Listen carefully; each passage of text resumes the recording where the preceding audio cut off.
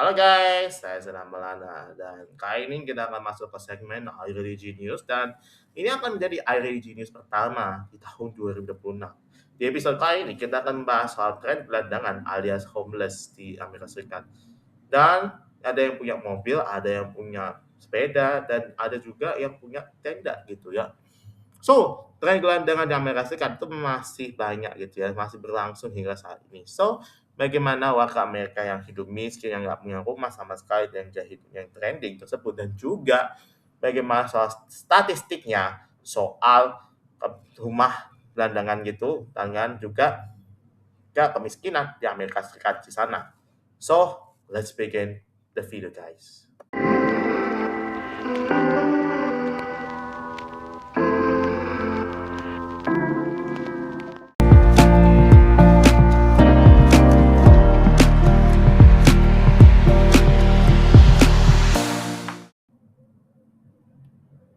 Dalam satu dekade terakhir, jumlah gelandangan alias homeless di Amerika Serikat terus meningkat drastis gitu ya.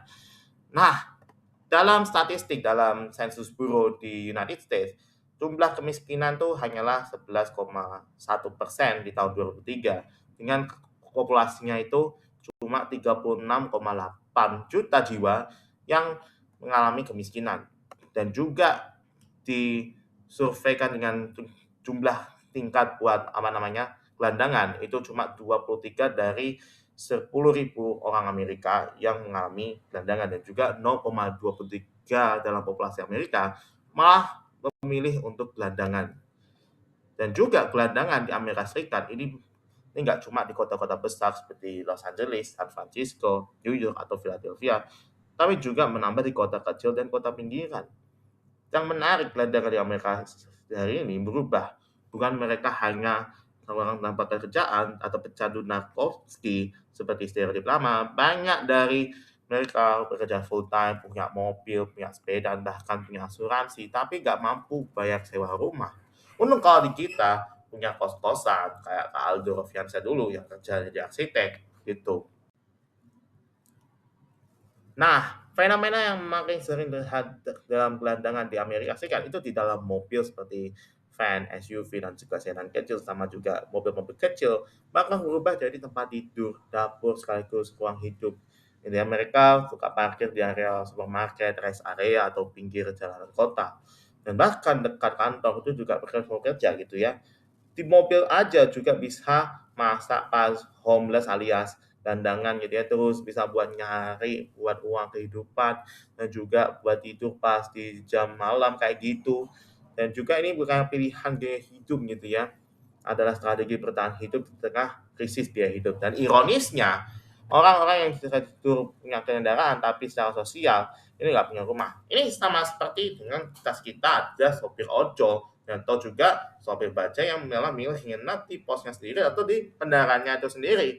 Anda tuh ingat tuh, saya pun rasa ingetin sama tukang ojol sama sopir bajai juga yang suka nginep di posnya itu tuh ojol sama posnya bajai itu di Jakarta gitu ya. Lalu apa penyebab utamanya?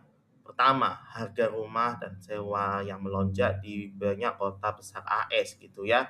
Sewa apartemen, satu kamar dan bisa menelan lebih dari 50% gaji bulanan. Kedua, upah yang stagnan, peningkatan gaji yang nggak sebanding dengan inflasi hingga gaya hidup. Yang ketiga itu kesehatan mental dan minimnya yang kesehatan yang terjangkau. Jadi, ketika seorang yang kehilangan pekerjaan, sedang sakit atau terlilit utang atau jatuh ke jurang apa namanya gelandangan gitu ya, alias homeless gitu ya. Ini bisa terjadi sangat cepat. Ini memang mahal banget tuh kalau dibandingin kita. Kalau ngekos aja mahal, sewa rumah aja mahal. Dan juga sewa apartemen juga mahal kalau tinggal di Amerika. Yang paling menyedihkan tuh kalau homeless di Amerika itu bukan lagi isu pinggiran, untuk veteran, lansia, sama single mother yang mereka gaji rendah. Itu orang-orang disebut sebagai kelas menengah atau ya kebijakan yang fokus dengan citra kota tanpa solusi struktural. Itu maka krisis yang mereka semakin dalam. Nah, tapi Amerika di bawah presiden yang udah comeback yaitu Donald Trump yang semakin gila kondisi Amerika yang sudah parah terus oposisinya direpresifkan sama Trump terus jurnalis mau diberitakan tuh salah satu yang dipertanyakan tuh malah dikeluarkan alias di-ban dari Gedung Putih. Jadi Trump tuh kebijakannya ya itu deh, aneh banget dan juga bikin warganya jadi ladang kemiskinan. Bahkan orang-orang yang bikin video yang berani buat melawan kemiskinan di Amerika. Kita tidak tahu bahwa Amerika Serikat itu pada liburan atau liburan kemana gitu ya, kalau gua sekarang ke Amerika sekarang bobrok gitu ya sama destructive mode gitu. Bahkan kalau gua ke Amerika buat nonton Piala Dunia nanti atau nonton balap F1 di Vegas atau Austin atau Miami, juga kalau waktu daftar imigran, kalau gua kebetulan ke Amerika, gua naik kapal pesiar terus tuh. Terus kondisinya politiknya sekarang gua ingat ada pengungsi Ukraina seperti Irina Zarutska yang meninggal di Charlotte pada tanggal 9 September tahun lalu. So itulah kasus homeless di Amerika. So ya, kita lihat perkembangannya kayak gimana apa, ngomongin soal kemiskinan, ngomongin Satapri gitu ya. Ya bisa bilang kalau yang petingginya, susah beli makanannya atau lain-lain datang dari AS, itu udah makah gitu ya. Amerika yang disebut sebagai land of opportunity, tapi hari ini banyak orang kesempatan untuk berhenti di kursi di depan mobil mereka di Maldives. So, itulah iReligion News tentang gelandangan di Amerika. Dan juga video iReligion News pertama di tahun 2006. So, pertanyaannya, apakah Amerika bakal memilih jadi depannya kemiskinan atau mengatasinya? Tulis pendapatmu di komentar. So, thank you for watching. So, don't forget to like, subscribe, and share to your family and friends. So, saya Sidam Maulana and see you in the next video.